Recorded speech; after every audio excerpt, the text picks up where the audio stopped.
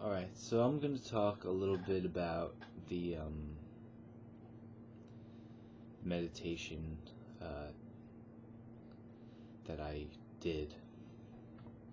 Because I've done this before, and, well, anyway, the first thing you have to be able to do is listen to your conscience passively. So use conscious effort to say something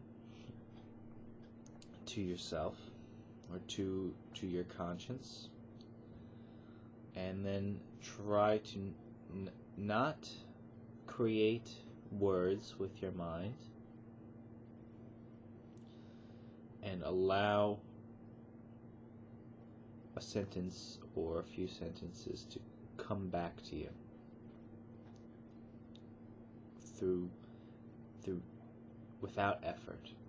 So essentially you're listening to your conscience as if it's another person, because you're not consciously creating these sentences. So that's the first step. And if you do that, if you're new to doing that,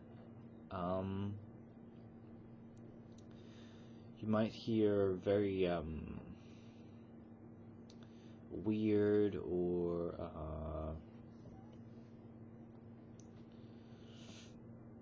even offensive, or all different types of things are possible to when you do that. You just let your conscience run rampant and not try and control it. So what you can do is, first if you're just starting out with this, is you can sit down, close your eyes, and try your best to just listen to your conscience. You can let it rattle off whatever it wants to rattle off. You can communicate with it if you want. You can say something and then listen, or you can just listen. So that's like basic meditation stuff. I think I don't know much about. I haven't read much about meditation, so I'm full of crap. But yeah, be with yourself, if you will. Anyway, moving on. I honestly don't know how to make this loving, since you're being passive about it.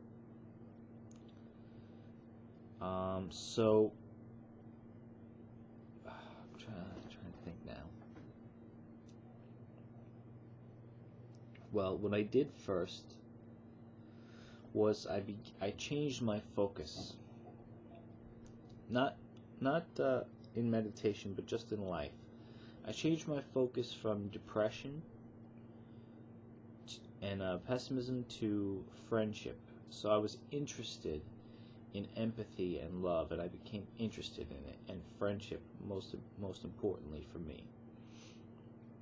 The concept of it, and not necessarily the practice of it, but more just thinking about it and being interested in it. If you're not interested in it, then it might not work. If you're feeling negative, you might get negative passive conscious things. But if you really are interested in friendship and love, and that is really something that has to happen kind of naturally, because what we are interested in is what shows up in our mind, I think, anyway.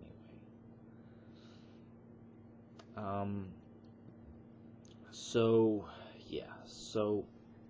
if you can first practice that, and then if you can imagine a loving being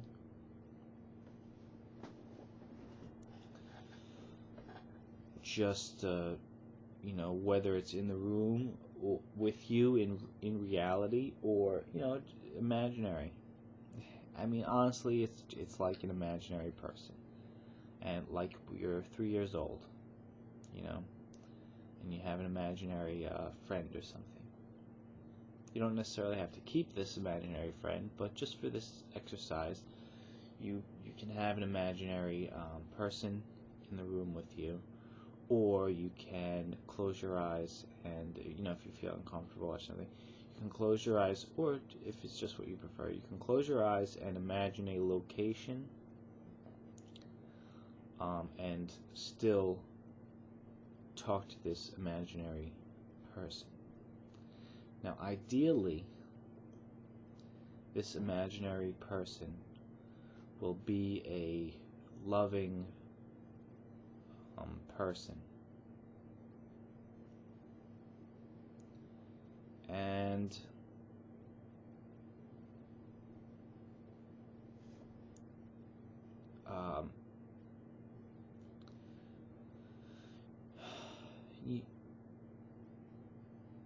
it's beneficial to imagine them hugging you, being very happy to see you. Like when I first started focusing on friendship, I was focusing on here's how it started. I remember now. I was focusing on if I were to go to heaven, whether it's real or not, if I were to go to heaven, I heard a near-death experience where a guy was talking about people being really happy to see him, more happy than he's ever felt, than he's ever seen anybody react to him in his life. So I was imagining, like, what if that happened to me? What would it be like? So, yeah, so I just thought about it, and I either closed my eyes, I think I closed my eyes, and I just imagined, and like people being like, hey, John, hey, it's great to see you, man, oh, man, and just, helping me and saying, oh, like, I was imagining as if I had come from heaven before this life, and then I was returning back to heaven, and everybody was really happy to see me. And that's really the thing that began a big change. And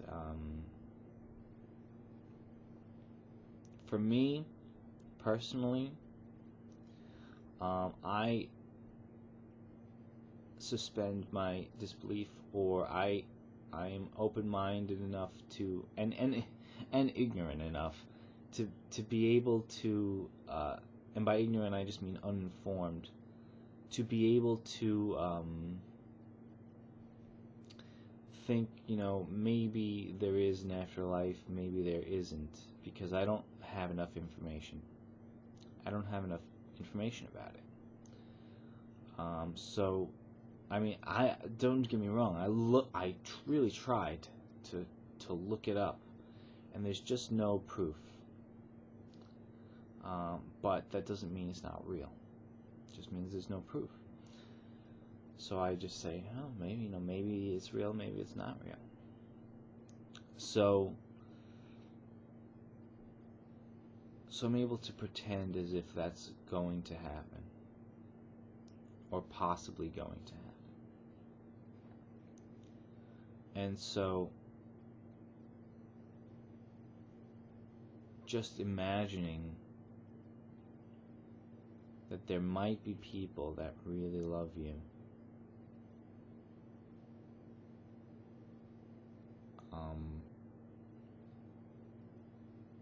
and how they would be,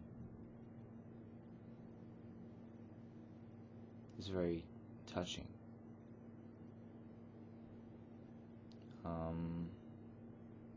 It might be an impediment to not believe that's a possibility, or it might not, because I know that there are plenty of atheists who have had spiritual experiences, and maybe they did it a little different, or I'm not sure. I know there is compassion meditation. I'm not really sure what it is, but it's I would imagine it's something along the same lines. Imagining compassion. And so, yeah, I mean, if you just focus on it and imagine friendship in its most pure form, and we actually have movies as aids, because we have, even like Disney movies or whatever kind of movies, like Homeward Bound is a good example with the dogs and the cat. Just people dogs and cats that really care so much about each other, and we see it all the time. And I even thought that it wasn't real. I thought that it couldn't be real. And I think it takes two to tango, if you will. So it's probably very uncommon.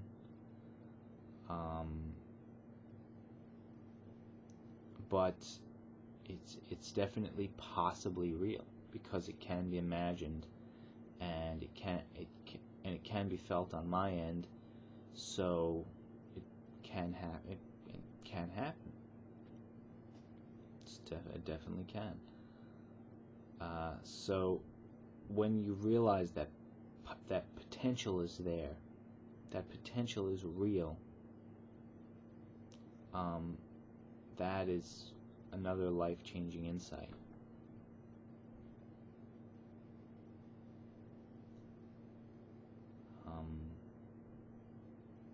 So it's just a matter of finding